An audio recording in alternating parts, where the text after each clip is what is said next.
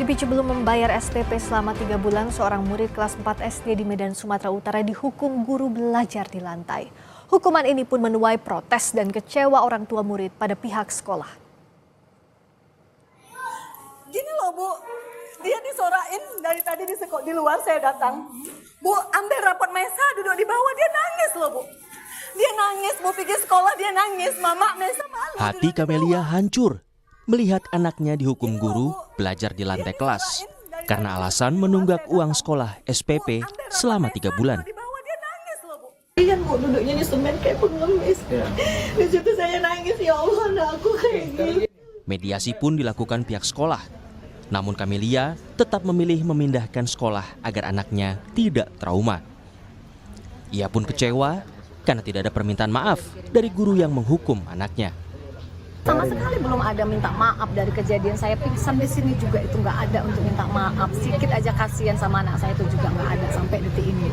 Ya mungkin malu atau apa ego nggak tahu, nggak masalah sama saya kan. Saya pun juga ya kalau dia nggak minta maaf ya terserah. Andai dia minta maaf aja saat hari Rabu dan tidak mengirim pulang kata-kata dia itu lagi setelah saya pulang, ya mungkin nggak kayak gini. Nggak mungkin saya sekolahkan di sini lagi jujur. Karena apapun ceritanya dia masih tetap ketemu sama guru kan, sama guru yang sama gitu. Ya saya tetap cari aja anak saya daripada nanti mental dia bagaimana kayak mana.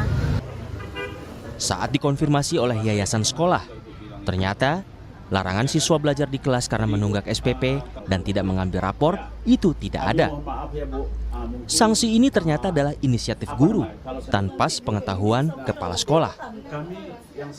Karena kondisi dibuat aturan tersendiri, maka kami akan mengambil kebijakan tegas terhadap guru yang bersangkutan. Yang tidak membayar sekolah tidak boleh ikut pelajaran, nggak ada itu. Saya tegaskan tidak ada perintah itu. Semua siswa yang hadir di sini mau bayar mau tidak itu harus dibuat pembelajaran sekolah belajar mengajar. Wakil Ketua DPRD Sumatera Utara, Ikhwan Ritonga bilang, Dinas Pendidikan dan Kebudayaan Kota Medan harus menindak pihak yayasan maupun guru tersebut. Pihak sekolah harusnya tidak melibatkan anak didik dalam penyelesaian tunggakan uang sekolah. Jika ada menunggak uang sekolah, mungkin silakan disampaikan kepada orang tua yang tidak perlu siswa mengetahui, karena ini merusak generasi bangsa kita ke depan. Pihak sekolah nanti ini akan kita desak pemerintah Kota Medan untuk memberikan paling tidak teguran. Ini menjadi bahagian dari introspeksi para pengelola sekolah. Bukti boleh. Nah. Ibu ini guru? Anaknya, ini PN-nya dengar. Guru juga. Usai jadi perhatian publik, anak dari guru yang disanksi sekolah mendatangi sekolah lantaran tak terima ibunya terkena sanksi. Bahkan sempat terjadi keributan dengan ibu murid yang anaknya dihukum belajar di lantai. Kasus ini membuka mata publik atas kepekaan pihak sekolah, guru hingga pemerintah daerah untuk memantau proses pendidikan. Jangan sampai kendala berdampak langsung pada siswa. Tim Liputan, Kompas TV. Ambil rapot Mesa duduk di bawah, dia nangis loh Bu. Dia nangis, mau pergi sekolah dia nangis, Mama Mesa malu duduk di bawah. Pantaskah siswa yang belum bayar SPP dihukum? Kita bahas bersama Ahmad Parlindungan, Ketua Yayasan Abdi Sukma Medan dan Ketua Dewan Pakar FSGI Retno Listiarti. Assalamualaikum, selamat malam Pak Ahmad, Mbak Retno. Waalaikumsalam, Mbak Siska. Selamat malam. Malam Pak Ahmad. Selamat malam, saya ke... Mohon maaf Mbak Siska, Selamat malam. Ini kebetulan lagi ajan, rumah saya dekat ajan, dengan rumah saya dekat sholat masjid, jadi suara ajan kedengaran. Mohon maaf. Iya, tidak apa-apa Pak Ahmad. Pak Ahmad, kalau soal kasus ini seperti apa? Apakah tadi gurunya sudah dapat sanksinya seperti apa? Dan kalau tadi kami lihat liputannya, bahkan sempat ada masalah juga dengan anak guru tersebut yang protes terhadap orang tua murid. Nah, penyelesaiannya seperti apa? Baik, terima kasih. Perlu saya jelaskan bahwa kejadian ini luar perkiraan kami, Mbak Siska, Mbak Retno. Karena memang ini tidak ada instruksi dari yayasan maupun sekolah. Saya perlu jelaskan, Ibu Amelia ini anaknya di sekolah kami ini ada 2. Kelas 4 dan kelas 1. Ya. Kalau memang itu adalah instruksi daripada sekolah atau ada daripada sekolah atau yayasan, tentunya anaknya di kelas 1 itu juga mengalami hal yang sama. Tapi ini karena yang dilakukan oleh guru yang bersangkutan, wali-wali kelasnya yang membuat seperti itu, sehingga menjadi viral kan kemana-mana, akhirnya persoalan ini menjadi semakin kejam. Saya ingin sampaikan dan mengklarifikasi apa yang disampaikan di pengantar tadi dari ibu korban, bahwa pihak sekolah tidak ada empati untuk meminta maaf, itu salah. Ketika kejadian terjadi, ribut-ribut di sekolah, pihak kepala sekolah itu sudah mengajak Ibu Amelia itu untuk ke ruangan. Tapi Ibu itu menolak. Kemudian Ibu kepala sekolah kita mendatangi rumahnya Ibu Amelia untuk meminta maaf. Memang pada waktu itu guru yang bersangkutan tidak ikut. Tapi dengan hati yang lapang minta maaf. Ternyata juga Ibu Amelia tidak menerimanya. Kemudian persoalan ini jadi viral. Bu, saya ingin menjelaskan ya, apa sebenarnya sekolah ini. Sekolah ini adalah sekolah yayasan wakaf. Ini tidak ada profit di sini. Baik. Ini di sekolah ini didirikan tahun 63. Ya, ini perlu saya jelaskan Bu, supaya masyarakat di luar itu tahu. Kami di yayasan ini, sekolah ini adalah tugasnya membantu masyarakat yang tidak mampu, khususnya di Kelurahan Sukamaju. Bukti yang kami lakukan dalam membantu masyarakat ini, uang sekolahnya ini, khusus untuk Ibu Amelia anak yang kelas 4, itu 60.000 per bulan, Bu. Dan dari Januari sampai dengan Juni, itu kami gratiskan. Praktis, ibu-ibu itu hanya membayar uang sekolah itu 6 bulan. Nah, sampai ada kasus ini seperti apa, Pak Ahmad? Izin saya tanya. Sampai ada kasus ini, itu gimana, Bu? Sampai akhirnya ada kasus ini, nah itu seperti apa? Kok bisa anaknya harus belajar di bawah? Nah itu tuh kalau kata Bapak tadi ada inisiatif dari gurunya. Nah kenapa bisa seperti itu? Iya. Kenapa gurunya bisa sampai mengambil inisiatif dan sanksi apa yang diberikan? Itu yang kami sesalkan dan kami sudah panggil gurunya, kami pertanyakan bahwa beliau hanya menjelaskan karena belum membayar uang sekolah. Saya bilang, ini sekolah visinya membantu anak yang kurang mampu. Ya Bu ya. Jadi Ibu melakukan hal kesalahan yang sangat fatal, saya bilang. Sampai Dinas Pendidikan juga sudah melakukan audit terhadap Ibu yang bersangkutan. Dan mungkin juga kami besok akan masuk ke Ombudsman untuk membicarakan ini. Kami tidak ada menutup-nutupi. Kalau Ibu itu memang salah, kami akan skorsing. Kami akan lakukan tindakan. Dan ini sangat merugikan sekolah, Bu. Ya, saya lanjutkan, Bu, sekolah kami ini. Karena dia ini adalah untuk yang kurang mampu, kami juga mencari sumber-sumber dana untuk membantu orang tua itu untuk membayarnya, Bu. Siswa kami ini ada 131 orang. Bahkan kami bisa mendapatkan PIP itu sebanyak 97 orang. Termasuk di dalamnya Ibu Amelia. Anaknya mendapat PIP sebesar 450.000 per tahun. Dan di tahun 2024, Ibu ini sudah menerimanya di bulan April. Tapi dia tidak mau membayar sekolahnya. Baik, nah tapi apa yang terjadi dengan Ibu Amelia? Sampai kami juga nggak tahu, Bu. Sehingga apa? Sekolah ini yang tadinya adalah tujuannya untuk tujuan sosial, kami habis, Bu, dibully. Guru-guru kami banyak yang dibully. Baik. Sampai tahu, Bu, saya juga mau jelaskan. Guru-guru kami ini merasa sedih. Mereka itu digaji cuma 380.000 per bulan, Bu, sampai 600.000. Mereka mengabdi di sekolah itu. Dengan kejadian ini viral sampai mereka bilang, enak ya Pak ya kalau udah viral, sebentar saja udah dapat duit. Sedih kami, Bu. Ini harus kita pahamkan pada seluruh masyarakat juga, jangan tergoda dengan terpukau dengan kondisi ini. Oke, baik. Saya Kamu mau pakai emosi sedikit ya, Bu, ya, karena saya nggak tahan dengan bulian yang disampaikan kepada saya. Baik, Mbak Retno, saya mau tanya dulu. Jadi kan sebenarnya kalau secara aturan, kita masuk ke aturan, ini kan jelas di Permendikbud 44 tahun 2012 tentang pungutan biaya pendidikan, meskipun boleh ada pungutan untuk yang dikenakan kepada orang tua murid, tapi tidak bisa dilakukan kepada peserta didik yang tidak mampu secara ekonomi, ataupun kalaupun ada kendala terhadap pungutan, ini tidak boleh berdampak langsung terhadap siswa. Nah, Mbak Retno lihatnya dalam kasus ini, apakah murni gurunya yang mengambil inisiatif itu yang salah, atau seperti apa, Mbak Retno?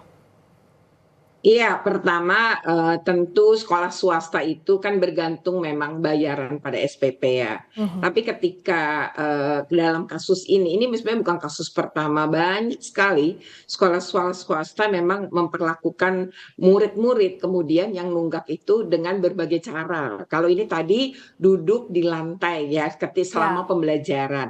Nah, ini sebenarnya terlepas dari penjelasan Pak Ahmad tadi, ini tetap dari sudut pandang perlindungan anak, Undang-Undang Perlindungan Anak jelas sebuah kesalahan yang dilakukan oleh pihak sekolah dan tidak bisa sebenarnya inisiatif guru. Kan ini udah 3 hari, kok bisa kepala sekolah nggak tahu, yang lain-lain nggak tahu. Jadi ini ada sistem di sekolah yang juga harus dievaluasi. Kenapa sampai 3 hari terjadi dan juga tidak ada sama sekali teguran sebelumnya kan dari, dan bagaimana guru ini punya inisiatif itu menjadi menarik gitu ya. Apakah ada tekanan? Kok seperti apa? Kan kita juga nggak tahu. Jangan sampai juga guru ini akhirnya menjadi kambing hitam juga gitu ya mmm, dari kasus ini. Tetapi yang kembali kepada anak, ini akan mengakibatkan trauma memang. Itu pertama ya. Karena secara psikologi. Kalau kita pakai Permendikbudristek 46 tahun 2023, ini bisa kita kategorikan sebagai kekerasan psikis. Yang kedua adalah di dalam pasal 6 juga, ini adalah kebijakan yang mengandung kekerasan juga. Jadi ini kalau dirunut pakai aturan jelas ini ada satu pelanggaran. Kemudian yang kedua adalah yang perlu kemudian kita pahami saat ini adalah atau kita tindak lanjuti adalah bagaimana kemudian pendidikan anak ini karena tadi ingin pindah ya. dan lain-lain. Nah, di sini pemerintah memang harus hadir. Yang ketiga adalah namanya memberi sanksi ya, itu jika ada pelanggaran. Sebenarnya anak menunggak SPP bukanlah pelanggaran bagi si, bukan pelanggaran tata tertib gitu, dan tidak boleh berdampak pada si anak sebenarnya seperti pada kasus ini. Nah, dan kemudian juga penting adalah ketika kemudian anak ini gitu ya menjadi mendapatkan istilahnya tanda petik adalah sanksi akibat SPP, ya itu memang betul-betul tidak bisa dilakukan pakai permen yang tadi Mbak Ya, Friska sudah kutip gitu, Mbak Friska sudah kutip. Kemudian yang paling penting lagi sebenarnya kita berpikir satu, bagaimana memulihkan psikologi anak. ya. Ya, kemudian yang kedua, kan emang ingin pindah sesuai keinginan tadi, maka pemerintah daerah lewat Dinas Pendidikan harus membantu atas pendidikan dengan memutasi ke satuan pendidikan lain. Itu sih Mbak Friska ya Ya, pandangan saya. ya, betul. Kalau bicara soal kasus ini kan tentu yang harus didudukan apapun masalah antara sekolah dengan orang tua, jangan sampai anak yang jadi korban karena anak ini tidak layak untuk jadi bulan-bulanan apapun masalahnya. Nah, menyambung apa yang dirasakan anak tadi yang mengalami trauma tidak mau lagi sekolah di sana, ingin pindah. Nah, sejauh ini seperti apa pendampingan untuk anak, Pak Ahmad? Kita bicara soal anaknya, seperti apa saat ini progresnya untuk perkembangannya? Baik, untuk perkembangannya, anak tersebut tetap sekolah, Bu. Saya Tetap di sampaikan sekolah yang ya, sama ya? anaknya itu ada 2. Sekali lagi sampaikan, anak Ibu Emily ini ada 2 di sekolah itu. Satu kelas 4, satu kelas 1. Itu tidak ada, di kelas 1 tetap belajar. Saya juga ingin menyampaikan ke Bu Retno juga, bahwa pada waktu itu kan belajar baru hari pertama, kedua, ketiga. Sehingga aktivitas sekolah di dalam itu kan masih banyak dengan permainan anak-anak. Sehingga ketika ada anak yang duduk di lantai apa semua, kepala sekolah juga melihatnya hanya bagian daripada mungkin ada permainan, ada bagian dari kedekatan atau dan lain sebagainya begitu. Ini kan munculnya karena Ibu Amelia datang langsung mengambil video, berteriak-teriak, kepala sekolah keluar, barulah kita mengetahui di situ ada terjadi hukuman yang seharusnya tidak pernah dan tidak boleh dilakukan di sekolah kami ini. Saya jujur Bu, saya sampaikan Bu, ya. Sekolah kami ini sekali lagi saya bilang adalah untuk membantu orang yang nggak berkecukupan, Bu, orang miskin. Iya Bu. betul, justru Ya. karena itu karena Jadi sekolah tujuannya kami baik. sangat sedih Bu, sangat sedih dengan kejadian ini. Ya, Ya, oke. guru-guru kami yang hanya berpenghasilan kami gaji 380 Baik. sampai 600 per bulan korban Bu dengan kondisi seperti saat ini Bu. Iya, justru yang ingin diluruskan adalah karena sekolah tujuannya baik, jangan sampai ada perlakuan seperti ini kepada anak sehingga efeknya menjadi panjang. Mbak Retno. Benar Bu, benar. Ya, oke. Makanya kami dari kepala sekolah dari yayasan juga akan mengambil tindakan dan Oke, kami juga dengan Dinas Pendidikan sudah berkoordinasi akan mengambil tindakan. Baik, tegas ya untuk tadi untuk gurunya. Nah, Mbak Retno, terakhir jadi apa yang harus dilakukan agar ini jangan terjadi apapun masalahnya, jangan anak yang jadi korban itu. Ya, pertama kehadiran Dinas Pendidikan sangat penting. Dinas Pendidikan seharusnya melakukan evaluasi menurut saya. Apapun tadi tujuannya kan sudah baik, tapi kan tetap harus dilakukan juga dong ya dengan cara-cara yang baik. Yang kedua adalah mari berfokus juga pada kondisi psikologi anak. Ya. Jadi Dinas Pemberdayaan Perempuan dan Perlindungan Anak juga mesti digandeng nih untuk membantu pemulihan psikologi. Yang ketiga adalah menurut saya hak pendidikan anak ini di atas segalanya. Anak sebaiknya nanti pas di psikolog, di asesmen ditanya aja dia masih mau tetap di situ atau pindah. Apapun hasil asesmen itu yang kemudian harus ditindaklanjuti oleh pemerintah daerah. Dan yang ketiga, saya mengingatkan ya pada seluruh sekolah bahwa sekarang itu sudah ada Permendikbudristek 46 tahun 2023 tentang pencegahan penanganan kekerasan di satuan pendidikan. Oleh karena itu, berbagai kasus-kasus ini seharusnya tetap harus merujuk pada peraturan ini. Ya. Di mana tadi ya kita bukan tidak boleh memberikan sanksi pada peserta didik, boleh, tapi sanksi itu tidak boleh menyakitkan, tidak boleh merendahkan, dan tidak boleh mempermalukan anak. Baik, terima kasih Pak Ahmad, terima kasih Mbak Retno. Negara harus hadir. Yang boleh sudah habis waktunya. Apa singkat saja Bapak? Karena waktunya sudah habis. Karena begini, tadi Pak Ibu itu menyampaikan bahwa akan mengeluarkan anaknya dari sekolah kami.